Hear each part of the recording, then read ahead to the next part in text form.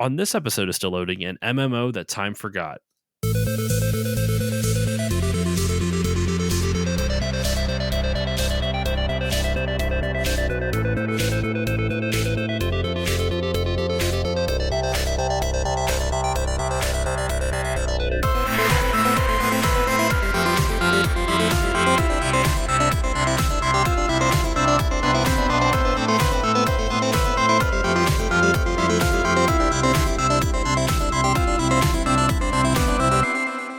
Hello, everyone, and welcome to this new episode of the Still Loading podcast. I'm your host, Josh Koval, and today on the show, I don't know if this is going to be the first episode outside of Mario Month or the third episode after Mario Month, but this is one of the first that I'm recording after Mario Month. So today we are talking about another area of game history that really doesn't get talked about much, and not the idea of MMOs. MMOs are talked about ad nauseum because obviously World of Warcraft is still gigantic and there's still people that, play it. But as longtime listeners of the show know, I like to place a spotlight on areas of game history and video games that don't really get the attention that they deserve. And with me today is Matt from the YouTube channel Computer Gaming Yesterday to talk about an MMO that was an MMORPG. And for those who don't know, maybe just, maybe people don't, maybe there's some new listeners, maybe there's some people who've never played the genre.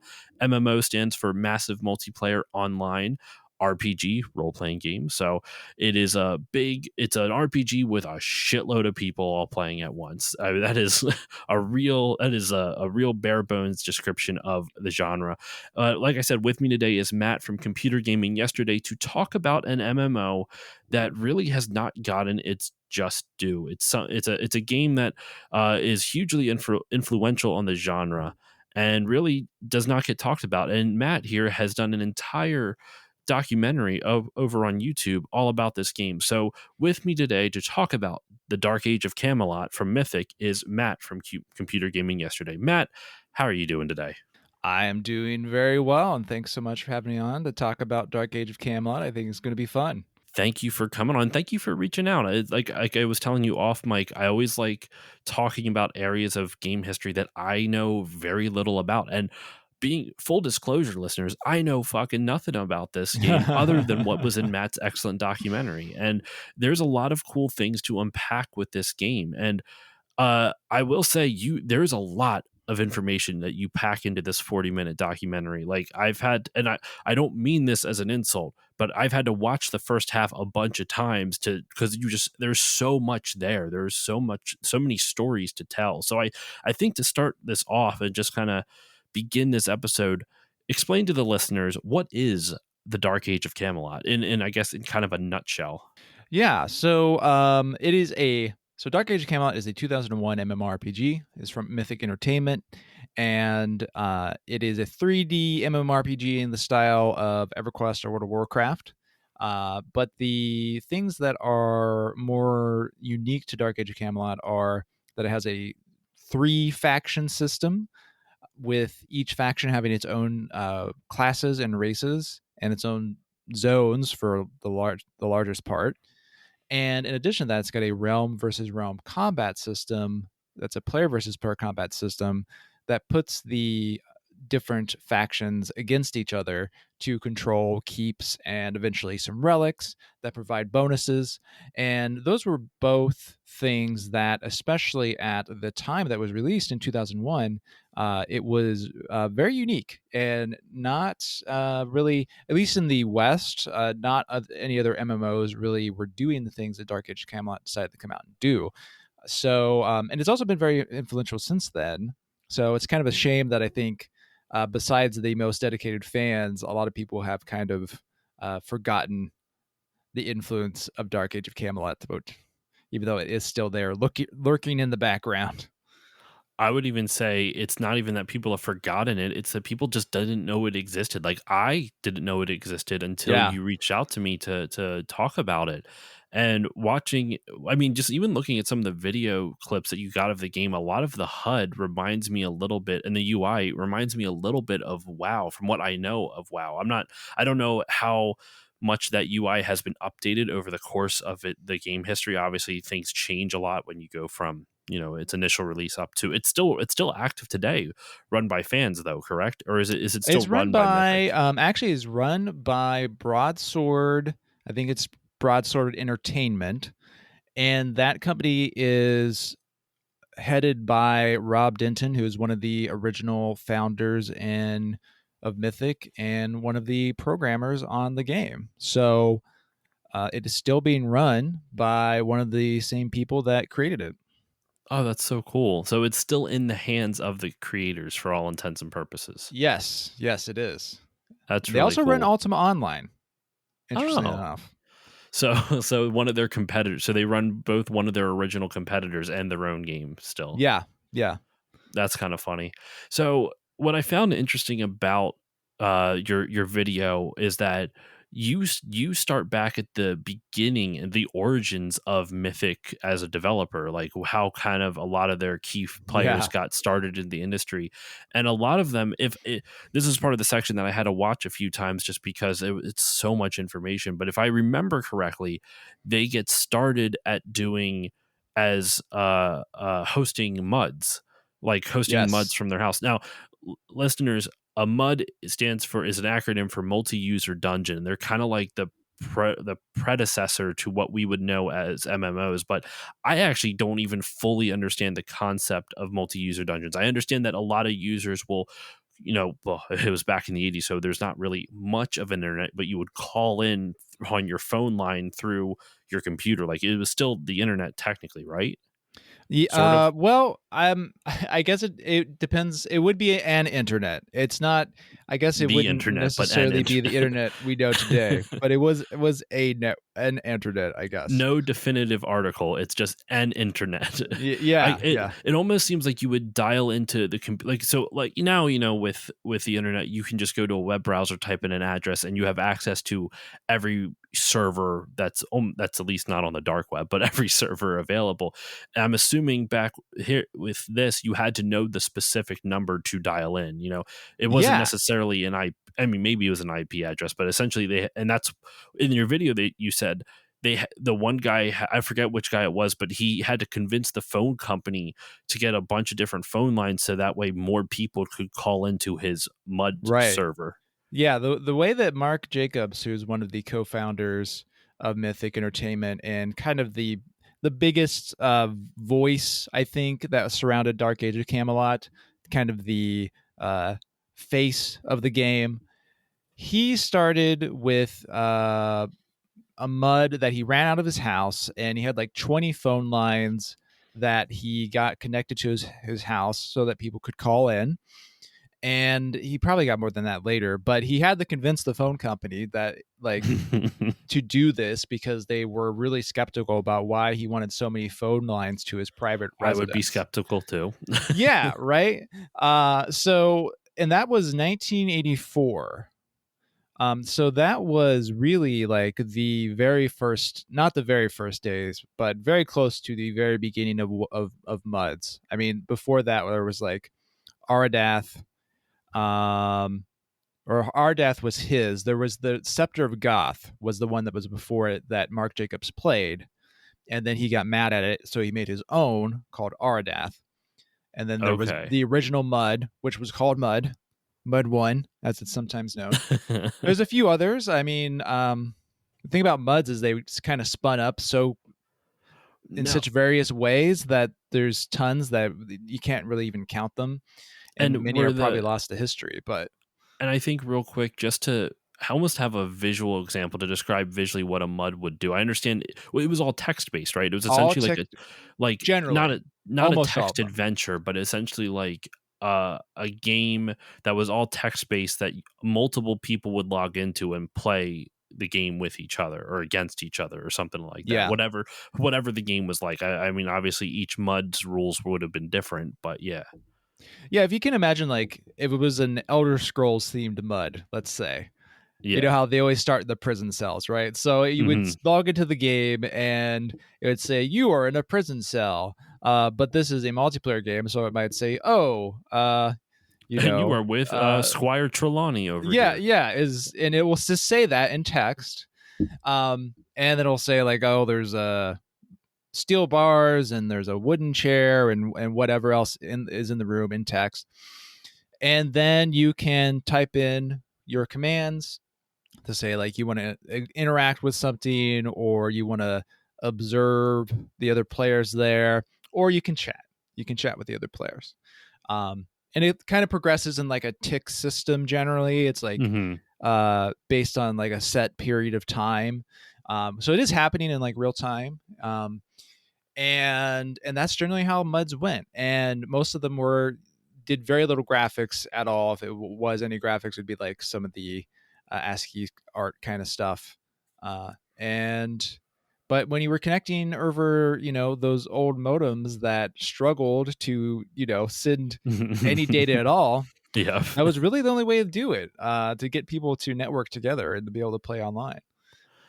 Now, I want to flash forward to the beginning of Mythic, because one of the reasons I know there's a lot of interesting stuff in between. So, if there's anything you want to highlight between like the inception of like the founders of Mythic, the game developer, and I know we basically went from like how Mythic kind of got its proto start, and now we're jumping straight there. But I don't want to take all the info from your video. I want people to go and watch your video. That's kind of a little bit of the purpose of this too, Yeah, is yeah. to direct people to your channel.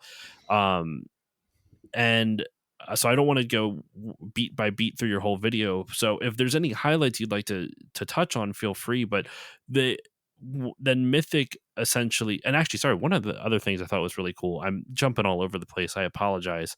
Because leading up to the creation of Mythic, you painted a really good picture of the world, of like the kind of what the sphere, in their sphere of the game world, what the industry was like, how every it wasn't really necessarily MUDs, but like online games were tied to the online services, like whether it Right. was Yeah. AOL or CompuServe. And I think I legit did not know that. I think it's such a fascinating thing. That would be like now, you see like it would be like World of Warcraft. You can only play WoW if you are a Verizon subscriber or something like that. Like Exactly. it'd be like having specific games tied to specific internet service providers, which is such a strange concept to us now. But back then it was so different. I had no idea about that.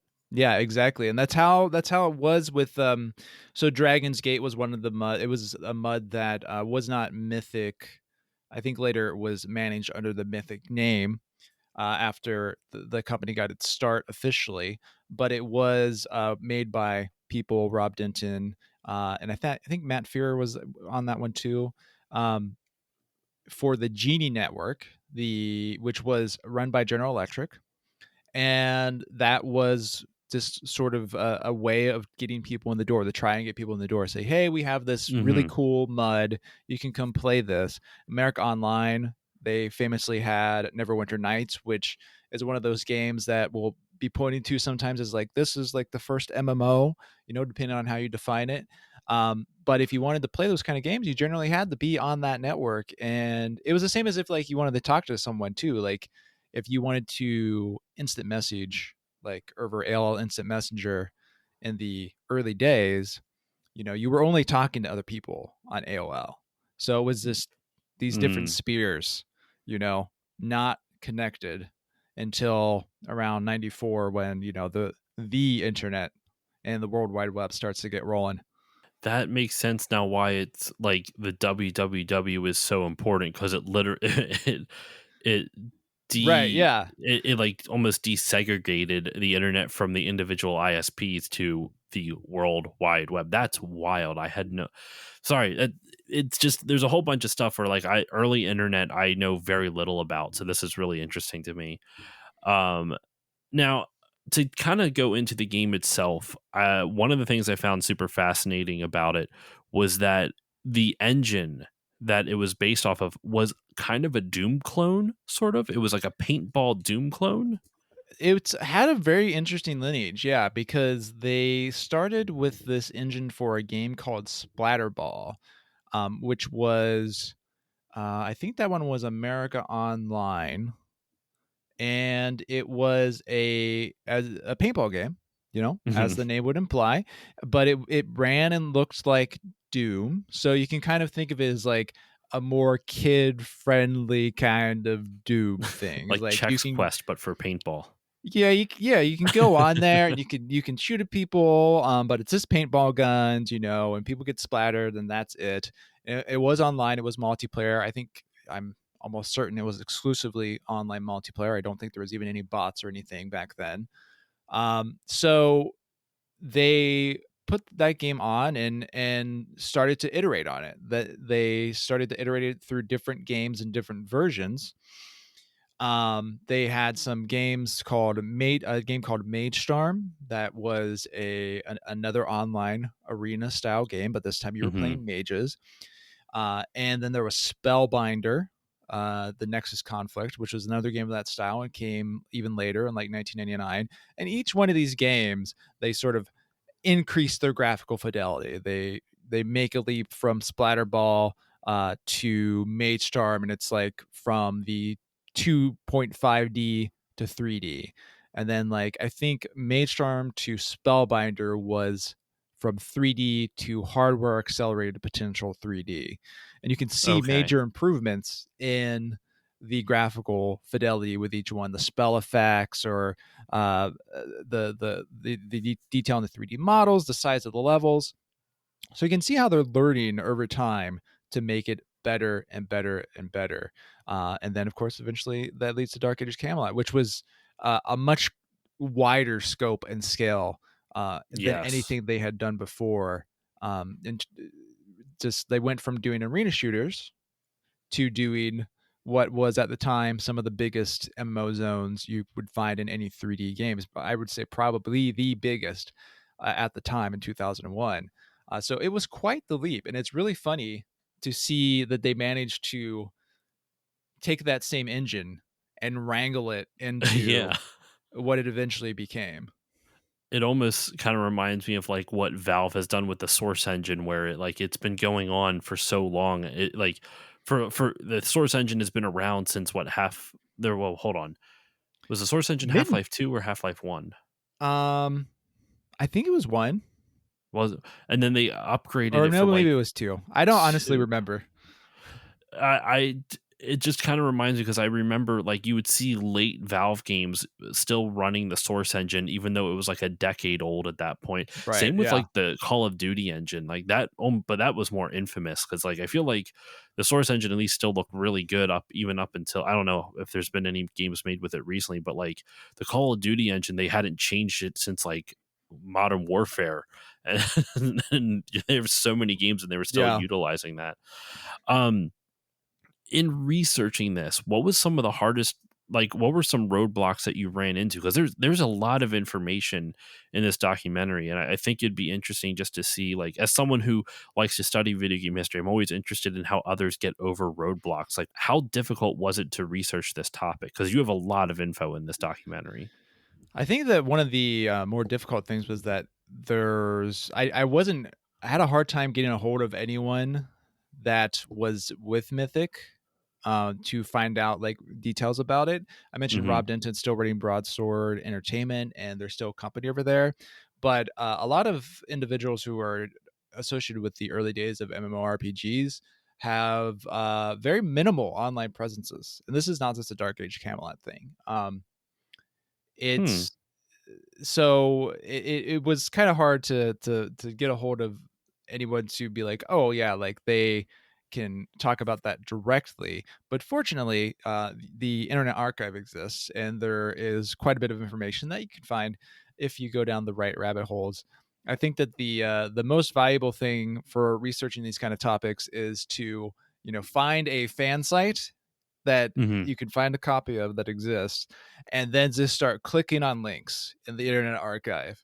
And a lot of them don't work, even if they are supposedly archived, because a lot of stuff just doesn't get crawled correctly, or that Hmm. happens a lot with forums in particular.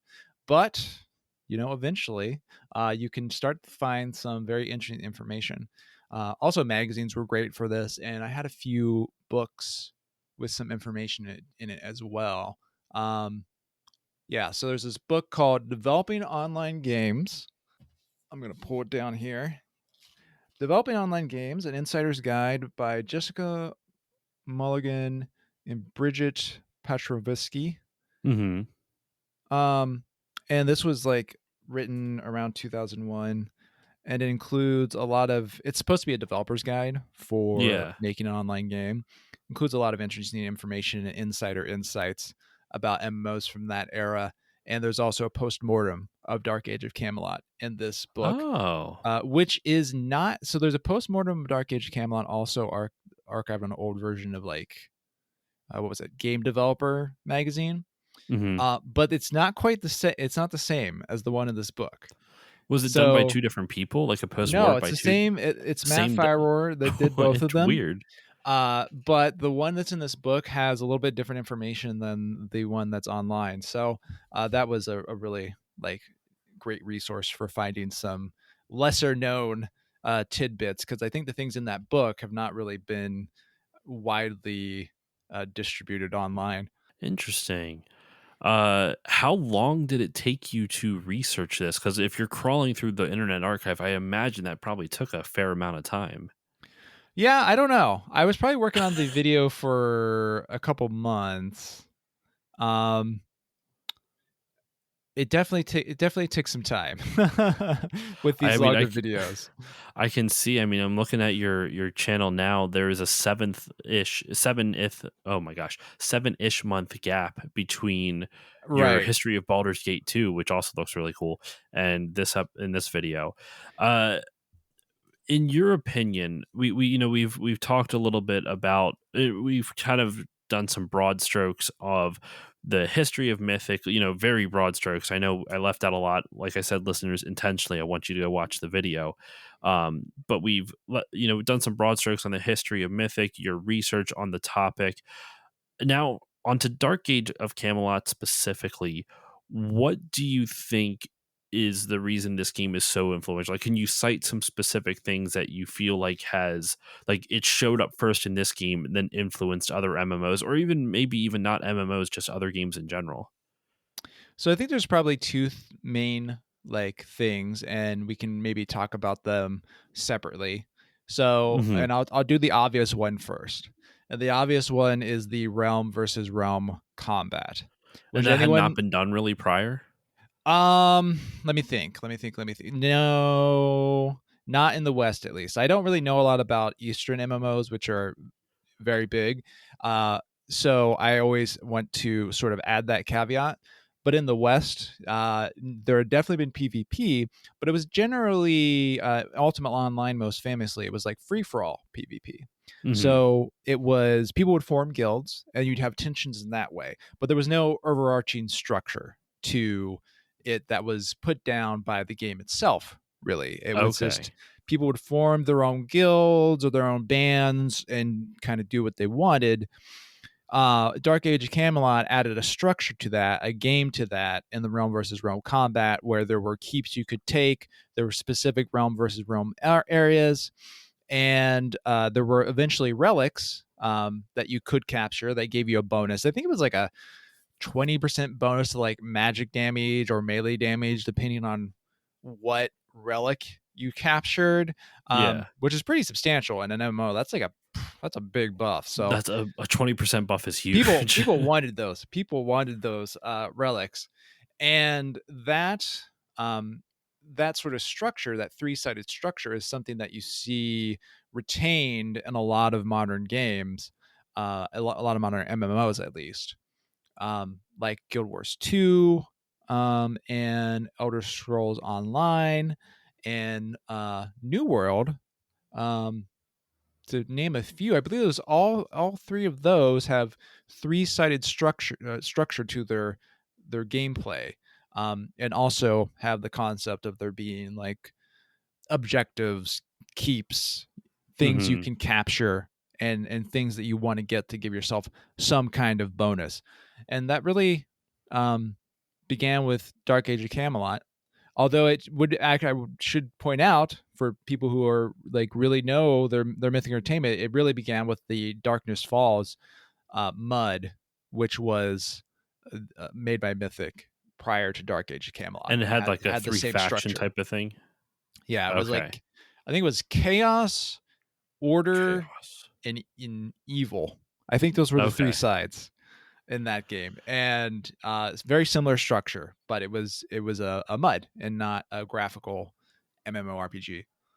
That's before we move on to the second way that Camelot influenced other games. I think that's interesting because one of the MMO that arguably killed both Camelot and almost all other MMOs, World of Warcraft. It's not three factions, but it's two factions, and the PvP style, when it's not like the open world PvP, when you have the specific battlegrounds in WoW, it kind of like what you just described kind of reminds me of that, of specific objectives, capturing specific areas. And I can't say definitively if WoW was inspired by it, but like you could at least make the argument just for the fact that this game came out 3 years prior to WoW releasing. I think WoW was 2004, right?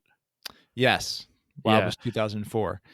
And I think it was a partial inspiration. I think for WoW, World of Warcraft, the developers looked at that and probably were thinking, yeah, faction combat. Of course, they also had the World of Warcraft franchise anyway, so yeah. The that story already lent made an itself to that. obvious connection to a two-sided sort of arrangement, which is a difference, and I think probably something that has worked out negatively for World of Warcraft, because in general, World of Warcraft has a very big issue with, as the servers age, they tend to just go towards being dominated by one side.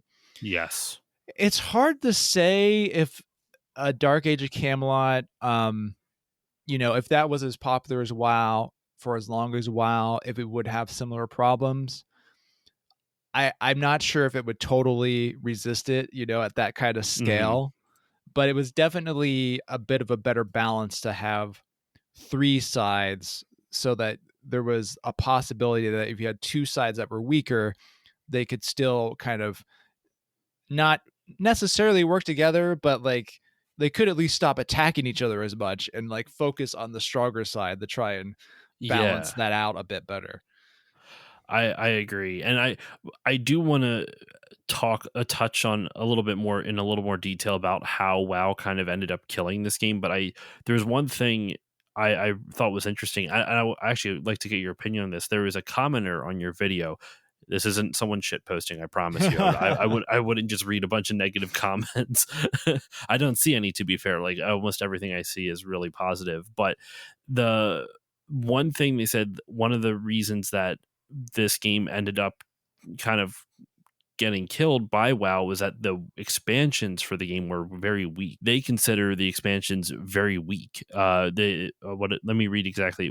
If Dark Age of Camelot had not been weakened by a series of very bad expansions, it would have better resisted the onslaught of WoW.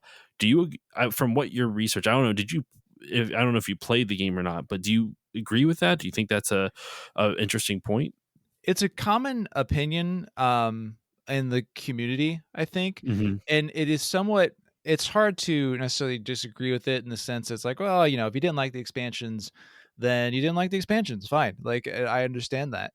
I do think though, as I've looked over the MMORPG genre in general, it's kind of funny. It seems like every game that's not WoW suddenly had a bunch of bad expansions around the time World of Warcraft came out. And Hmm. I think that was probably more the case that, a relative comparison of these two games Hmm. left a lot of players to veer towards World of Warcraft. Because, yeah, EverQuest, you talk about this same period for EverQuest, people will say, man, those expansions, they were kind of weak. You know, Anarchy Online, the later expansions, oh, they didn't really do enough to update that game. Asheron's Call, you know, well, I mean, they did kind of mess that up by releasing that sequel so early, but yeah, I think that they had some good ideas in their expansions, and that World of Warcraft really kind of pushed those aside because it was just a newer game, better executed. And also, this was still kind of that period of time where graphics were accelerating Hmm. super rapidly. So, like, today if an MMO is 3 years newer, everyone's like, who cares? Like, whatever. They Yeah. probably look the same. Who knows? Hmm. But like back then, it was like, whoa, mind blowing. This is so much bigger and cooler and smoother. and just don't think that Dark Age Camelot was able to compete against that. Do you think I feel bad even bringing this up? Like, or I shouldn't say bringing this up, but like, I feel bad for bringing up WoW, is what I'm trying to say. Because I feel like, do you Well, that's a game feel? most people play. Well, yeah, I mean, yeah. What was it? At one point in time, I remember seeing news articles like there was enough people playing on it that it literally could have populated a real life city. Like there was millions of people playing WoW. Yeah, It was like I 10 believe it. million was an active user base at one point. But the reason I feel bad bringing it up is that because WoW ended up just taking over this genre for so long, and nothing has really, other than Final Fantasy, has given it a run for its money between Final Fantasy 11 and then 14 actually is super popular after they did the rebirth of that game. That's a whole nother story though. There's not a lot of MMOs I feel like that have stood up against World of Warcraft. So I always feel bad bringing up WoW because there's so many other MMOs out there, and it's unfortunately they're always going to get compared to WoW, and I feel bad because I almost feel like they aren't allowed to stand on their own merits. Like, do you feel like doing research for this that is a common issue because almost everything gets compared back to World of Warcraft? I think it can be a common issue in the sense that for a lot of people, and this is a reason why I like doing these videos. I think for a lot of gamers who are in the MMO genre, it started at World of Warcraft for them. That's probably true Mm-hmm. of the bulk of people who are playing MMORPGs Started right now. Actually, no, I started with RuneScape, but sorry, go on. Yeah, I mean that was also a big one, but it's for a lot of people, it sort of started with World of Warcraft, Mm, and which is a great game, but there's a lot of ways that it was inspired by its predecessors, and I think it's interesting to see how that was the case because it tells you a lot about what works and what doesn't in MMORPGs. It also tells you a lot about how just opinions and narratives change over time.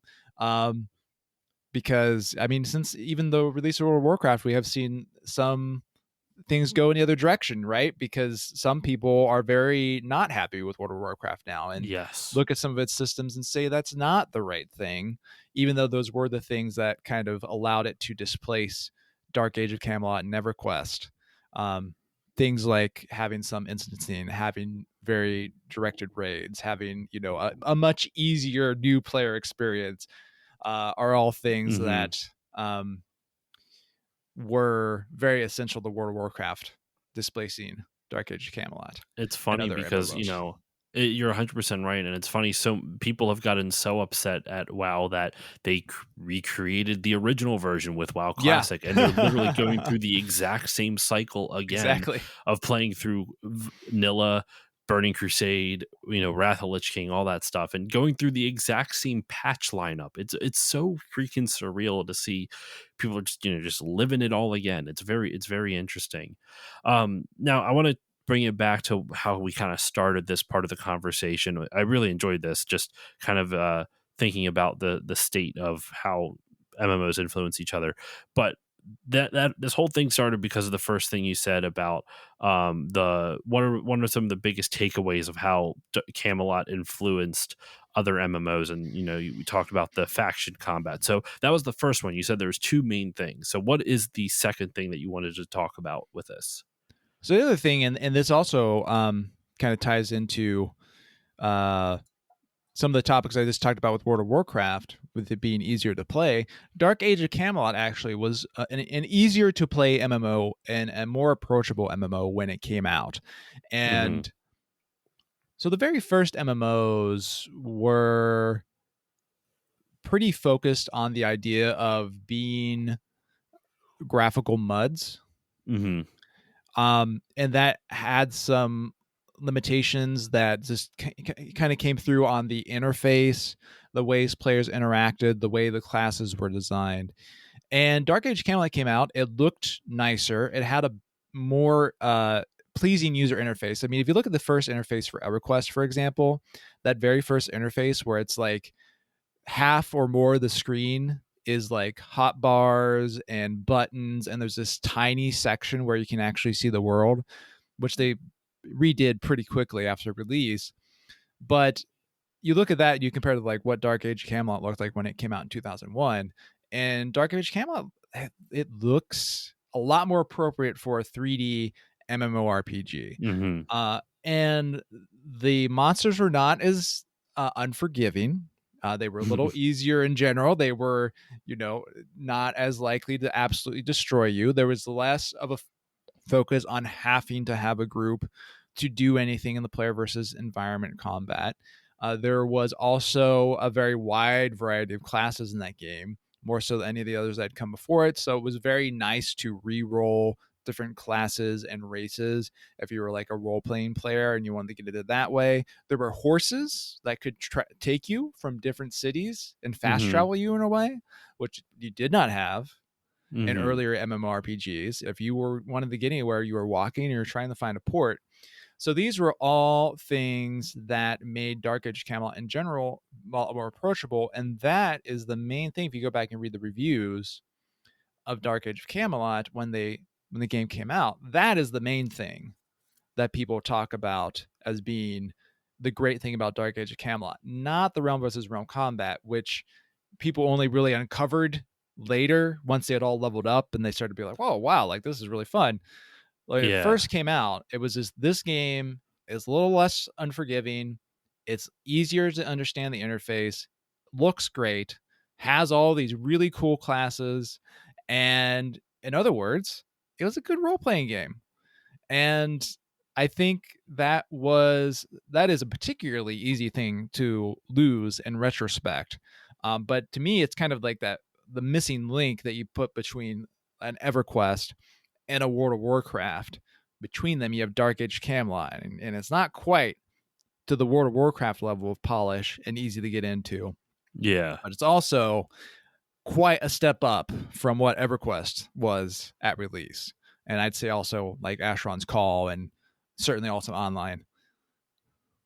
It's interesting. I almost feel like in game history, it's the stepping stones that get overlooked a lot. Like you always know Yeah. something for the base entry and then the big polished entry, but you kind of overlook the stepping stones of a lot of the lead up to it. And not everything, of course, but I think back on, I mean, this isn't the best example because the second game in the series is still well known. But if you look at like Super Mario, right?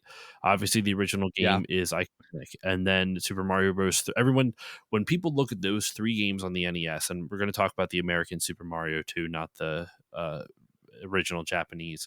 But like when you look at those three games on the NES, people would always look at the first and third, and people like the second. It's still popular, but it's by comparison, it's usually overlooked compared to the first, third, and then Super Mario World and whatever the more polished ones are. But Super Mario Bros. 2, even though once again I know this is a weird example because it was meant to be another game and blah blah blah. That's a whole nother story for that's not part of this podcast. But I think the point I'm trying to make is that Super Mario 2 allowed Mario to be weird. It added a whole Yeah. level of uh, new ideas. It had a bunch of new ideas to the game, not necessarily on purpose, because as we know, it was originally Doki Doki Panic, but it's still that stepping stone game that gets overlooked a lot. Likewise, even though it's not always as popular, Zelda 2, The Adventure of Link, it gets overlooked compared to original Legend of Zelda and Link to the Past, because Link to the Past is the polished version Right. of the original Legend of Zelda.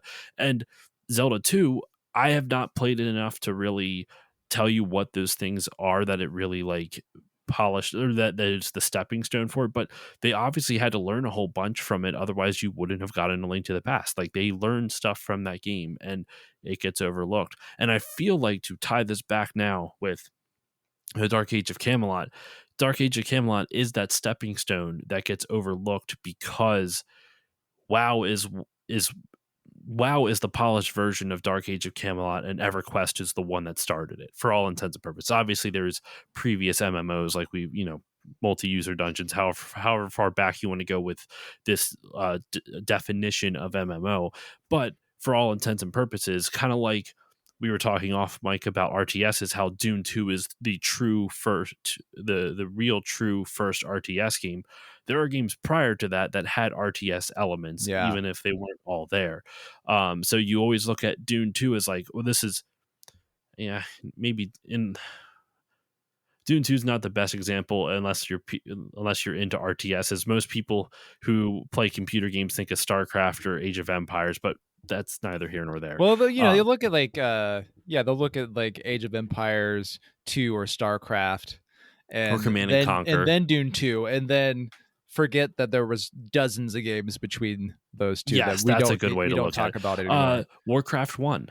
People always forget about Warcraft 1, orcs Yeah, and humans, yeah, for because sure. Warcraft 2 was huge.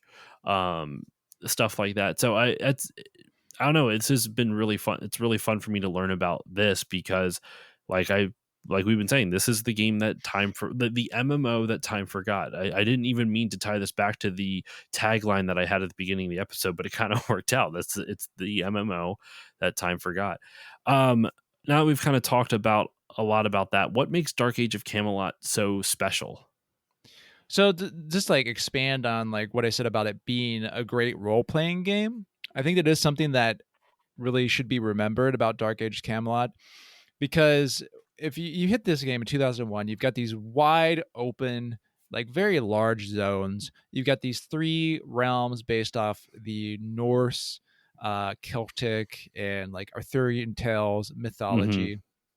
You have all these cool classes. Like I think the one I played the most was it was like the Thane, and it was a Midgard class, and I was a troll, and like I had these hammers, and I was like throwing these hammers around, and there's like lightning bolts and everything, and it was a lot of fun, and it had a lot of room for expression in the role playing sense, because you could be in all these different factions and have all these different interesting classes, and it kind of expanded that field of role playing in the MMO fantasy genre, out from what it had been before. I think, like EverQuest has a lot of great stuff in it. And it has a lot of classes, actually. I think it had like 12 or 14 when it shipped at Mm-hmm. launch. But it is still very much a Dungeons and Dragons kind of derived game.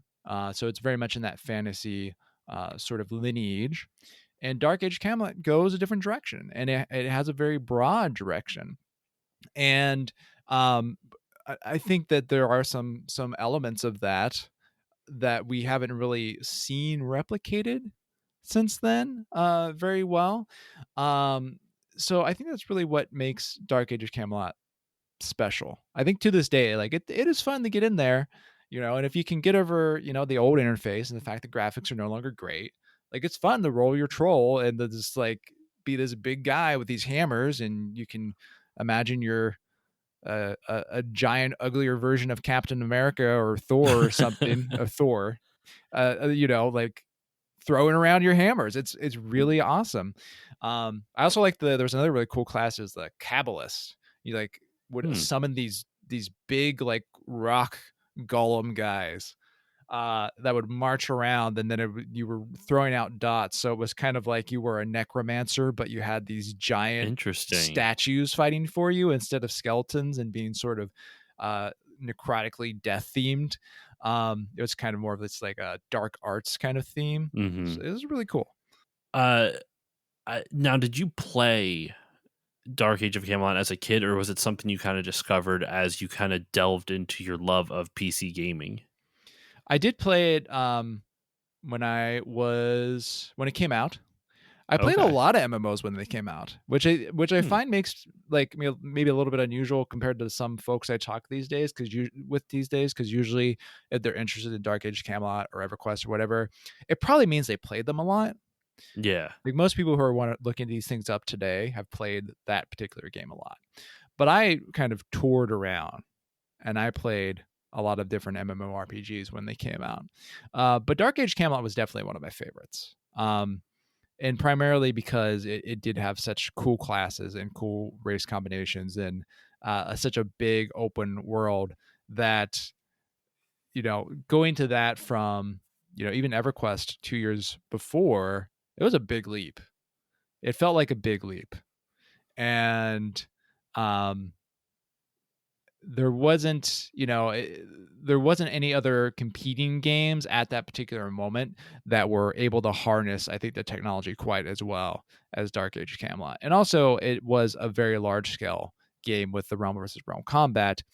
You had a lot of players sometimes fighting it out. You'd have hundreds, dozens to hundreds in the biggest battles. And that was something that also other MMORPGs had not done a very good job of supporting up into that point. That's really, and I think you touch on this in your video. Wasn't it really difficult for those massive battles back then because of Right. the Yes. internet connectivity at the time? The interesting thing is it's still difficult. Oh, If really? you go into New World Mhm. or Elder Scrolls Online or Guild Wars 2 today and you end up in a battle with like 100 people in it, it's probably going to be pretty messy, and your system is probably going to lag, or you're going to have some characters not be rendering until you get Mm. unusually close to them, and a variety of other issues. Uh, so this is a problem that I would say has still not been solved to the satisfaction of players. But Dark Age of Camelot was really pushing it because they were doing this in 2001. A lot of people were still dialing up or connecting over dial-up modems. And yeah, there was lag. And yeah, your system would, like, the frame rate would tank, but it did basically work. It did basically work. And that was kind of surprising. I find it still kind of surprising that they managed to get it to work. And I think that's a testament to um, the history that Mythic Entertainment had making Mhm. online games, not MMORPGs necessarily, but online games. They were familiar with netcode, perhaps a little bit more than some of their contemporaries were.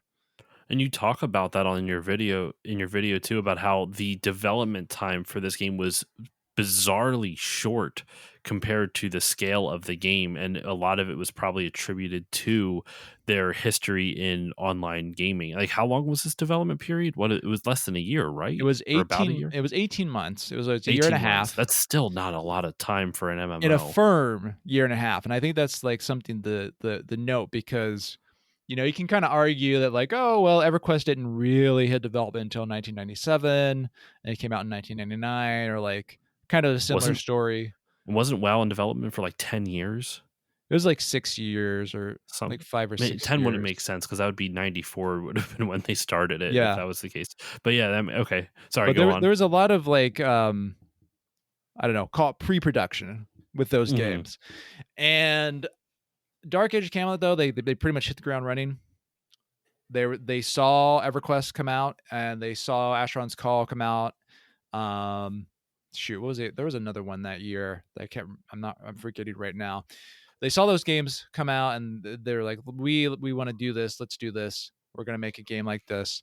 And they had one by you know the fall of 2001, and they did all of that work in those 18 months, and they were only able to do it because they had familiarity with making online games, and also because, as we talked about earlier, they had this engine they'd been working with. They had updated to do the graphics. The other element, which is interesting, that they brought in was, I had mentioned the Darkness Falls mud. And so that was a the text-based game that they were running previously. They actually brought in server infrastructure code and database code from that game to use as the foundation of that code for Dark Age of Camelot. Mhm. And according to the Matt Firor, one of the designers, they actually brought in the database archive of all the items in Darkness Falls, text-based mud, and they put that in as their starting point for the items in Dark Age of Camelot, and worked from there, which very unusual. And none of their Yeah. competitors were doing that. None of their competitors could do that because, by and large, uh, all the other companies that were making MMOs at this time didn't really have either any experience. I Mhm. should really say developers. All the other developers that were making MMOs at this time uh, really didn't have experience making either any games at all, which was true of things like EverQuest, where there was like one game under the lead designer's belt beforehand, Mhm. or online games, as I think was more true of Ultima Online. Um, you could argue like Raf Coster had done some MUDs before then, but like it was pretty limited experience. And I think Mythic had more when they went into this project than most of their competitors had. They also had a little bit of time to see what they had done wrong and kind of learn from their mistakes. And so they were able to put this project together super quick. And it's very impressive, especially considering that it wasn't cut back in size. It was huge. Yeah. As I mentioned, it's a huge game. And they made it in 18 months. That's just nuts to think about. Um, what now? You can still play this game today. You talk about that in the video, and we touched on it a little bit before. My last couple questions about the game itself. I have a few more questions for you, but the last couple questions about the game itself. Um, was this a subscription based thing? Did you have to pay a monthly fee to play Yeah. this online? Okay. Yeah, I think it started at 9.99. That was like the typical thing for the MMORPGs that were subscription based at the time. Hmm. I don't think they went to 14.99 until like I think it was like EverQuest 2 might have been the first one that did it. So it was subscription based, and of course back then that was it. Like you paid your subscription, and that was generally it. There wasn't any like cosmetics to buy or anything like that. Yeah. Is there still subscription costs now to play It's it? free to play. I believe the model is free to play with subscription cost if you want to unlock a bunch of stuff. Is how it works now. And if I recall right from the last time I played it, it was structured in a way that made the subscription a pretty appealing option. Um, Okay. so you'd probably want to get the subscription if you were going to play it for any length of time. Okay. Interesting. Um, so I want to wrap up talk about the game because I do want to ask you about your YouTube channel specifically. But is there anything else that you want to touch on the Dark Age of Camelot before we kind of shift focus over to your channel? Is there anything that I did not ask a question on that you think is worth mentioning? Well, maybe one thing to talk about that bring this sort of relevance to modern gamers who didn't play Dark Age Camelot, but maybe have played the Elder Scrolls Online or been heard of the Elder Scrolls Online or like the Elder Scrolls in general.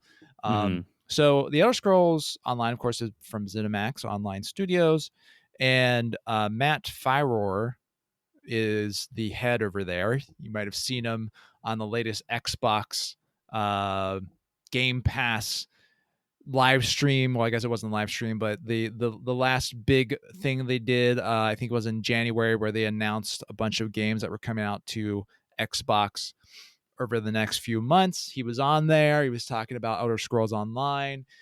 There were other members of Mythic Entertainment that went to ZeniMax Online Studios and I Hmm. think kind of formed like a baseline for certain departments there. And so a lot of the lineage of Dark Age Camelot, as far as design wise, kind of made that move over the ZeniMax. And so you still have many of these individuals who worked on Dark Age Camelot. I'd say, I don't know, probably like around the quarter of the people that were there on the Dark Age Camelot team are now they're over there at ZeniMax and they're working on Elder Scrolls Online, which is still, a very popular MMO and still being updated to this day. And I think you can see the lineage if you play the two games side by side. I mean, there is a realm versus realm kind of thing in the Hmm. Elder Scrolls Online. I think there is a focus on having like a lot of different races and classes and being able to kind of play those in different ways and experience the role playing elements. And I think I'm glad that lineage has been maintained in this new game and continues to be developed. That's really cool. I didn't know that you talk about it a bit in your video. I didn't know there was that many people who made the not the trek, but the transition over to ZeniMax. So it's really cool that you Yeah, can it still seems like there was see. a bit of an exodus. And Yeah. what happened at the end of Mythic's life was basically they got bought by EA. Everybody loves Electronic Arts, There you go. and That they explains it all. launched Warhammer Online, which was successful in my opinion. Like it sold 1 million copies very shortly, had like 800,000 subscribers the first month, That's a good 300,000, amount of people. but it wasn't World of Warcraft. So Electronic Yeah. Arts, because they had like 10 million subscribers. So You're Electronic not going to Arts, make a dent in that. Like yeah, that's like you should be EA happy was you like, almost got nope. a tenth of that. And they closed down Mythic. And so when that happened, a bunch of people went to ZeniMax. That just makes me more mad at EA. Listen, everyone knows EA is the villain in so many different stories. But I think what just irks me is that it was a success, and they're like, it's not big enough of a success. We're Exactly. making money, but it's not enough money. It's like, dude, you pulled a tenth of WoW that had literally at that point had what year did Warhammer Online come out? I Do think it you was know off the top of your 2008. 2008. So WoW had 4 years to build up a group, a following, a full user base. Like you're hoping that you can make that same amount in less time. Like that's not realistic. Yeah, I know. It's a bummer, especially because Warhammer Online ended up getting taken down entirely, and it only Mm, exists through like I think there's a fan emulated server now that is being worked on. But it's too bad because that was a good game. It was not a bad MMO, and but they just tanked it. They abandoned it. mhm. EA did. They left it. They left it to rot. So As it's a EA shame. does with so many of their franchises, unfortunately. Hell, didn't they kill their the Dead Space franchise just up until the remake recently? So even though it was a Yeah. popular Well, the one I'll franchise, never forgive them for is SimCity. yes, because when they made the new SimCity, didn't always have to be online Yeah. and all that other shit. I fucking hate that stuff, Yeah. man. Like It was not I great. like listen, I don't mind online play. I love online play in specific things, but you don't need SimCity does not need to be online. It can be. It's a really cool idea to like have your city be quote unquote next to some other player's city and you can like connect to them and all this other stuff. But I haven't played SimCity in a while, so I don't know how much of an interactivity there would be between players. And that's a cool idea, but you shouldn't be forced to be online just because of whether it's DRM or whatever the hell they Yeah. want to justify it. Microtransactions, who knows? It was quite a debacle. Yeah, I remember that. That was like what 2013, Yep. something like that. Yep. 2013. Um, okay, so that was our a little bit on Dark Age of Camelot.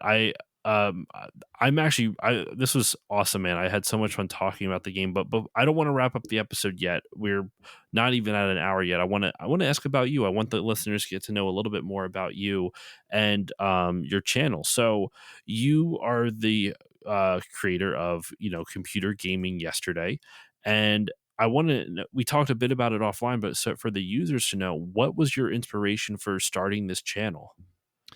So I had seen on YouTube and had been watching on YouTube quite a few channels like the Gaming Historian that were doing gaming history, and I thought that stuff was really awesome to watch. But the thing was that I'm not a console gamer really. Like I did have a Nintendo, an original NES, and a Genesis, but I only got like a couple games for those. And it wasn't really until my family got a PC in like 1995, 1996 that I really started to play games. And I've always been more into PC games than any other. So, and I was looking around, I was like, well, I want to watch videos about this kind of stuff, but there's not really that many videos that are going into Hmm. the same kind of depth about computer games. And I was like, well, okay, this seems like something I could make some videos on. And so that's what I've been doing. Has there been any topics that you've kind of discovered that you were surprised how deep they ended up going, or anything that you were surprised how interested you ended up getting into it? If that makes sense, if that question makes I sense. I think that so the I really liked looking at the real-time strategy games. That was a lot of fun, because there were a lot of games that I saw in the early history of real-time strategy games that I hadn't heard of before, and also because some examples like one I can think of.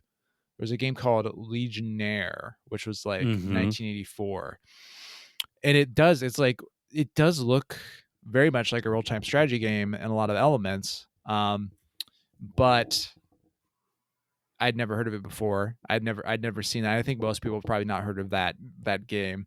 And so there was just like this, all these different stepping stones up until Dune 2, which is kind of the game that started the genre as we know it today.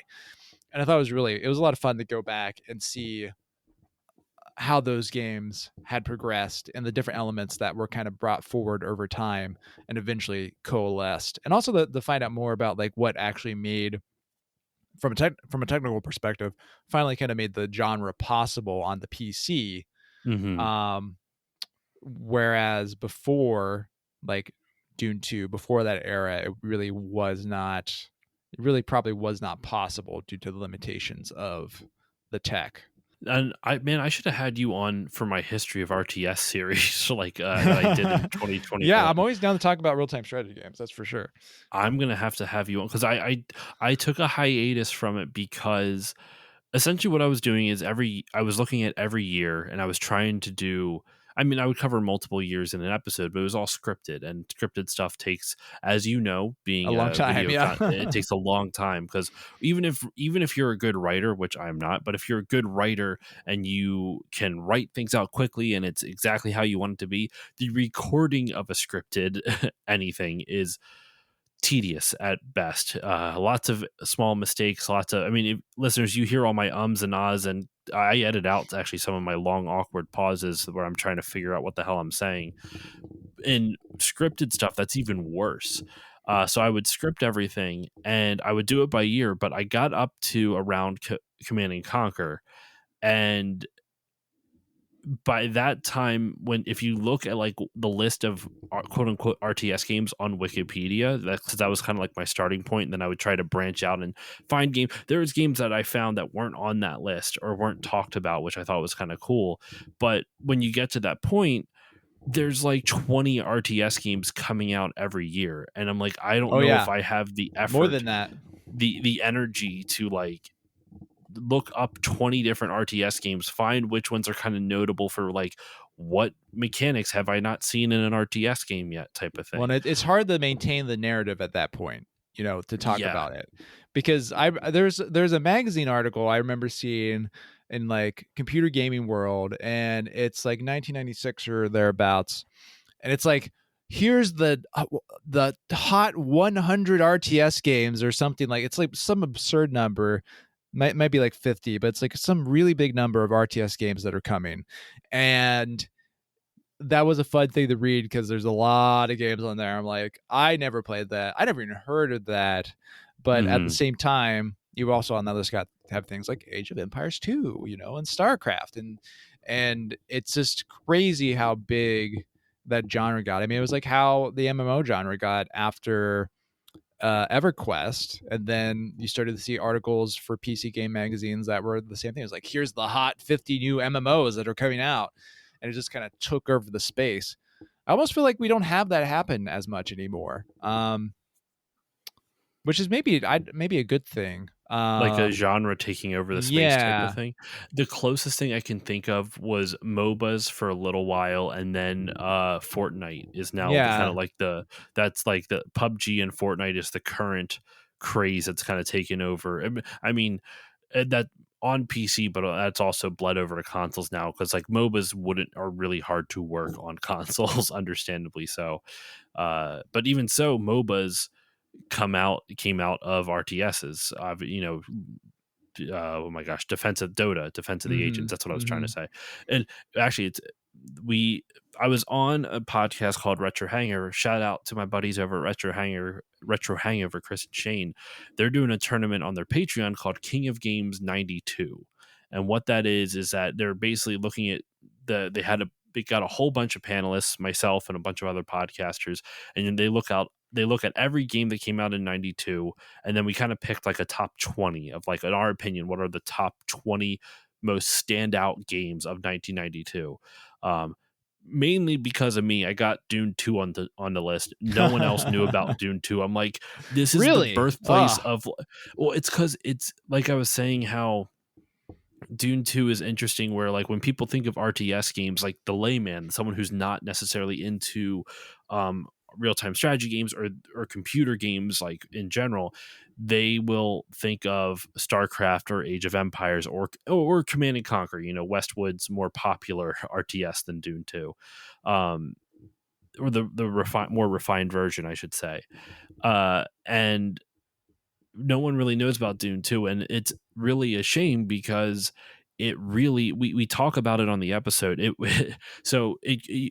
The King of Games, it pits two games head to head, and you're not basing it off of gameplay, because that's, like, for example, Dune 2 went up against A Link to the Past. Like, Dune 2 was the bottom seed, Link to the Past Yeah. was the number one seed. Who won the matchup? You'll have to subscribe to their Patreon and find out. You can't really compare the two in terms of gameplay, completely different, mechanics, not even anywhere close.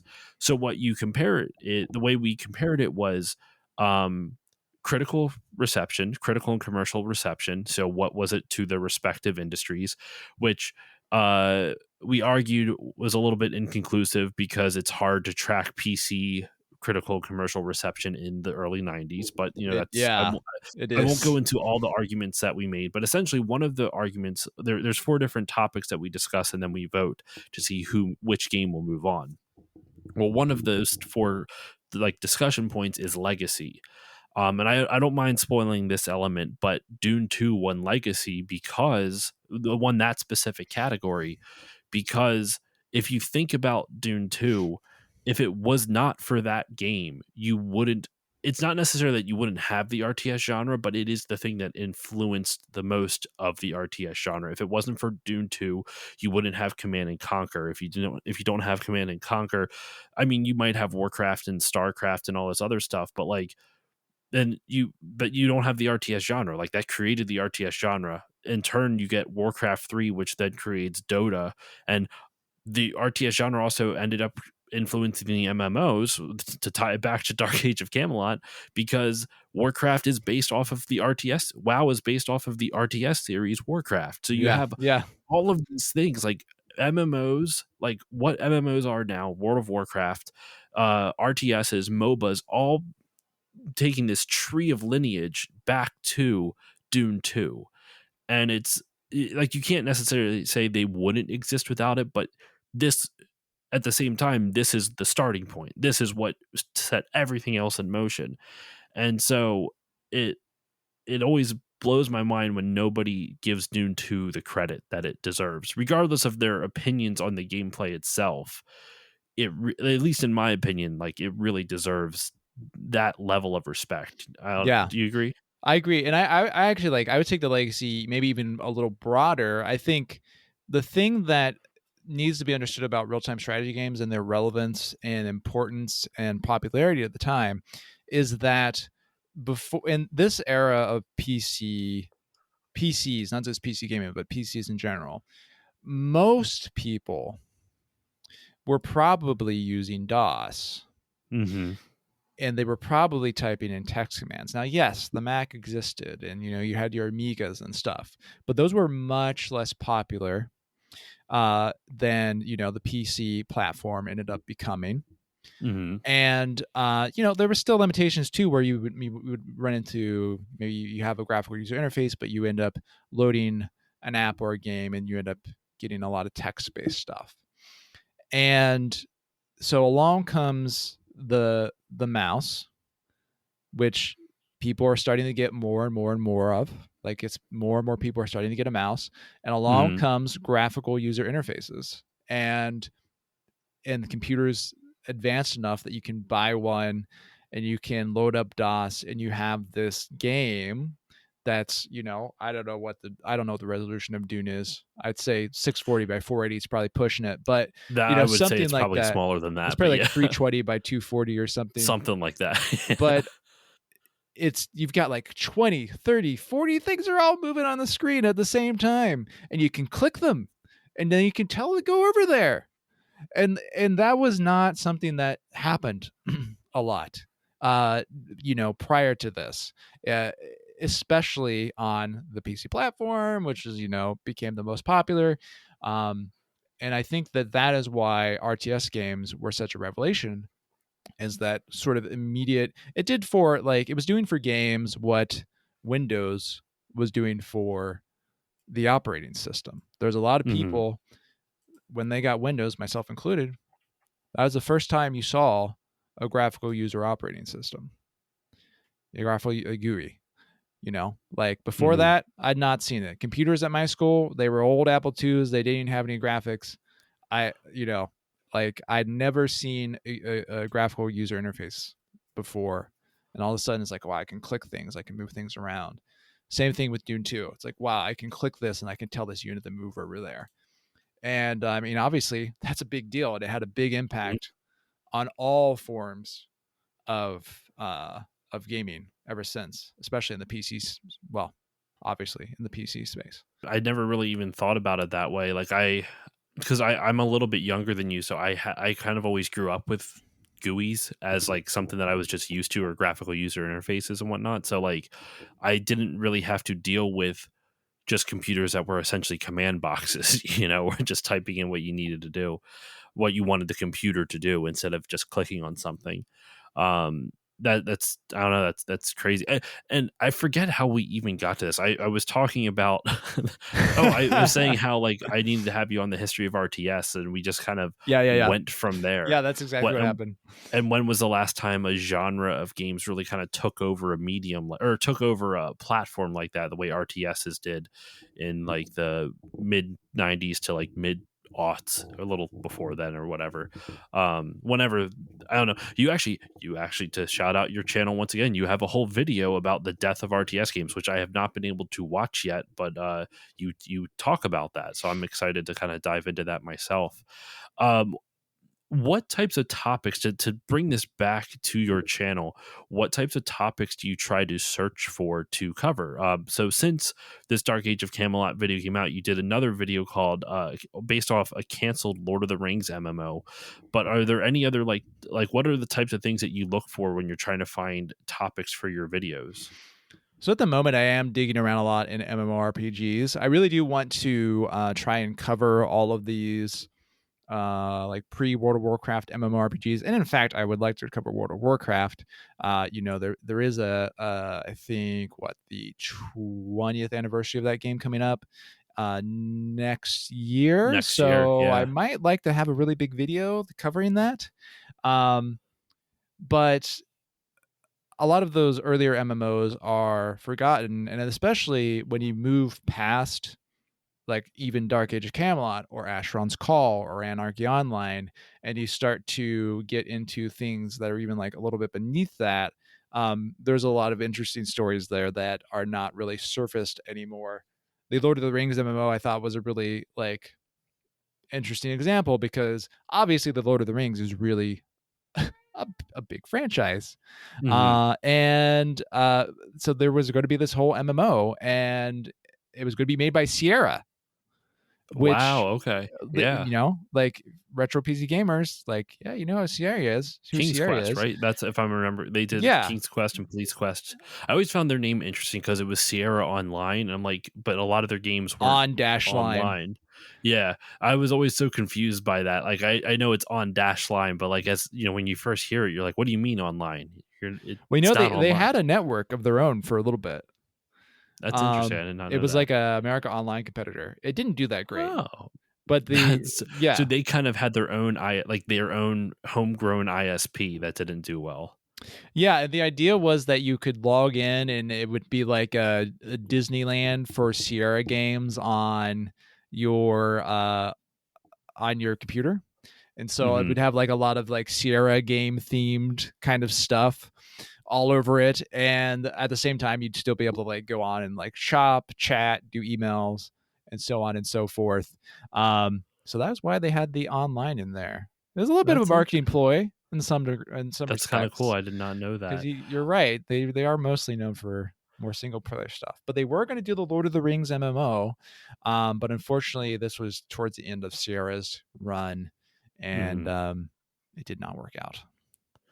Now, what I was oh man, I just thought about this now. You were in thinking of Lord of the Rings to tie it quickly to what we were talking about with RTSs before. In doing research for my history of RTSs, one of the earliest, it was one of the first licensed RTS games was a Lord of the Ring game. It Yeah, wasn't once again not a true RTS. It was essentially like RTS style where it's, top down, you're controlling individual units and characters across a screen, but you're not really building an army. You're just kind of basically taking the like Frodo and the whoever, I forget which yeah. one. It might have been You're like even been the controlling Hobbit, it was kind of like controlling the whole like narrative of the but game through like of an RTS camera or the Lord of the perspective. Rings from an RTS. Yeah, because you had Yeah. the hobbits and they were like traveling along to try and get the ring Mhm. there, but then you also had like control of like knights in like Gondor, and then the enemy had the ring wraiths and they like come out and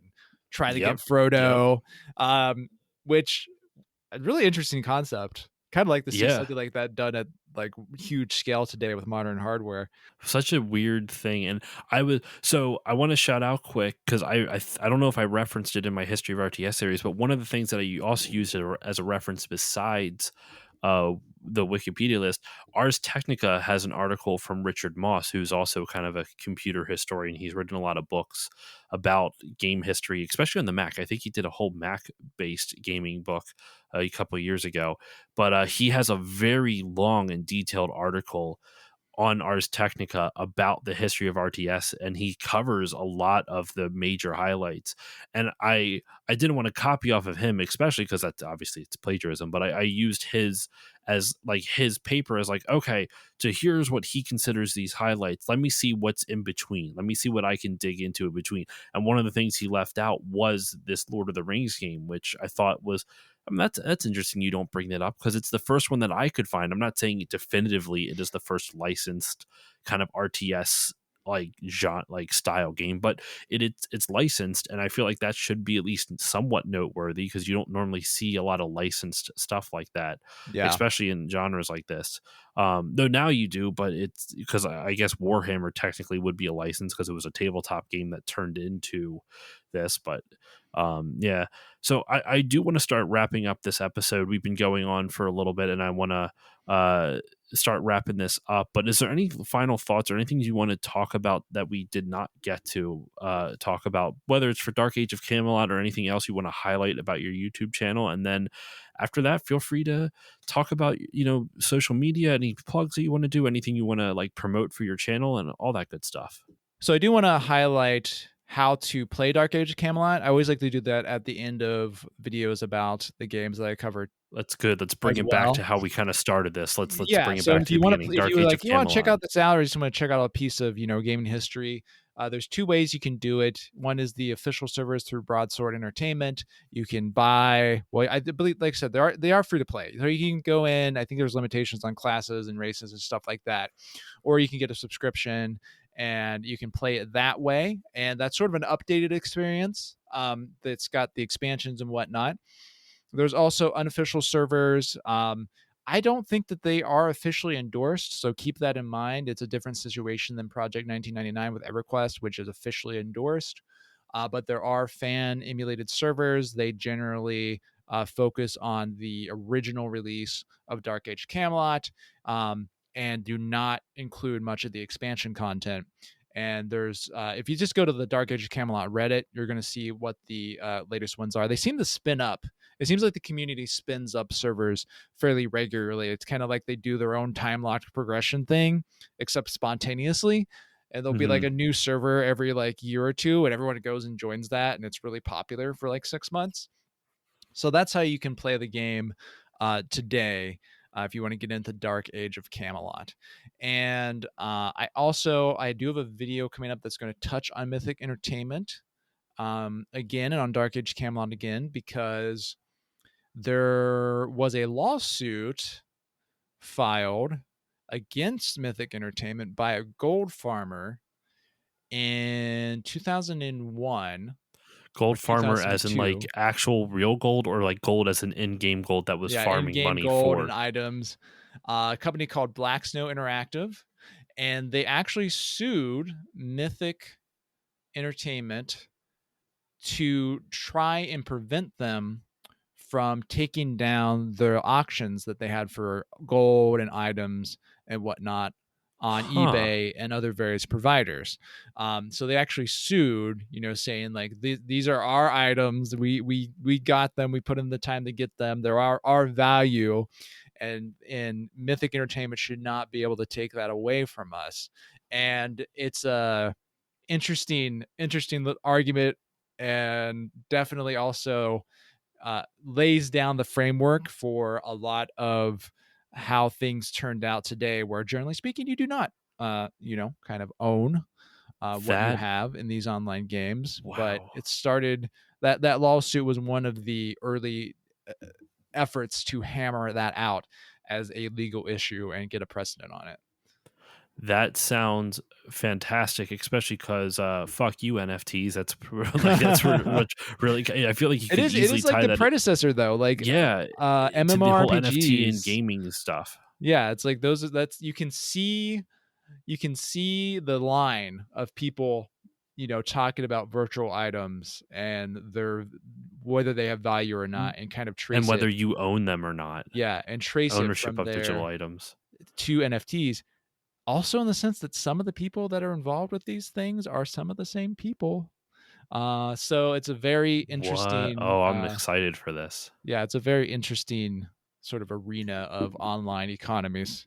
All right. And so your YouTube channel, once again, is Computer Gaming Yesterday. You can go check it out on YouTube. Any social media you want to promote? Anything else? Where can people find you other than, or is there anything other places other than your YouTube channel? So I am on Mastodon these days.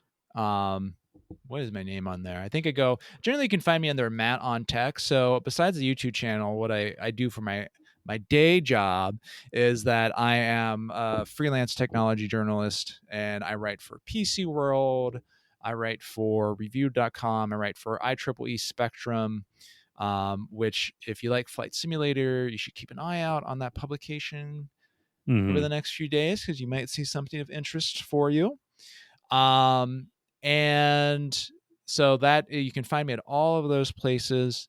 I occasionally write for IGN and other publications, and that's where you can catch up on some of my uh, either less game related or game adjacent writings. But if you want to find out about PC gaming history, just check out Computer Gaming Yesterday. That's my main point of contact for that topic. And leave a comment, get in touch. Like, comment, And subscribe. yeah, yeah. And the next video should be out within, I hope, the next 2 weeks or so. All right. As usual for me, you can follow me on Facebook, Twitter, and Instagram at StillLoadingPod on all of them. If you want to email me, you can email me stillloadingcontact@gmail.com.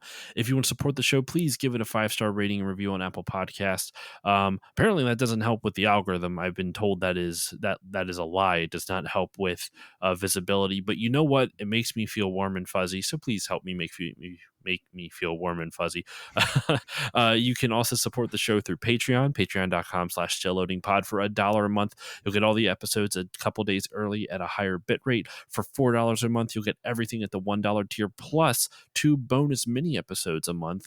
Some of those, actually, it'll still be going on by the time this episode comes out.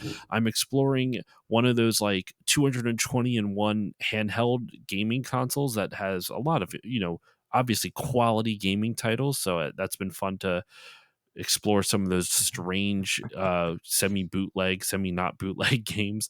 And then for $5 a month, you'll get everything at the $4 tier, plus access to Still Bonding, which is Patreon exclusive podcast where two friends, Erica and myself, bond over 007. We're going through every James Bond movie, one movie at a time. They're 2.5 to 3 hours long, so there's a lot of content for you there to check out. And that is all over at patreon.com/stillloadingpod. But of course, the most important shout out is the Bit by Bit Foundation. The Bit by Bit Foundation is a nonprofit organization whose mission is to put video games and video game consoles in the hands of kids receiving inpatient care at hospitals. So if you want to support them, go to bitbybitfoundation.org and consider donating. That is all I have for you for this week on Still Loading. Matt, thank you once again for joining me. This was a pleasure to talk to you, and it was a lot of fun to learn more about this topic. So thank you again for joining me. Thanks for having me on again. And yeah, this was great. It was good times. I'm going to have you back on for some other computer related stuff. So I will definitely be reaching back out to you. And with all that said, thank you all for listening, and I will see you all next time.